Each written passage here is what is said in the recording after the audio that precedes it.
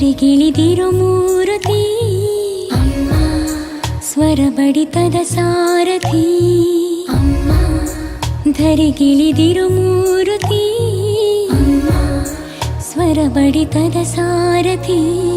ನನ್ನ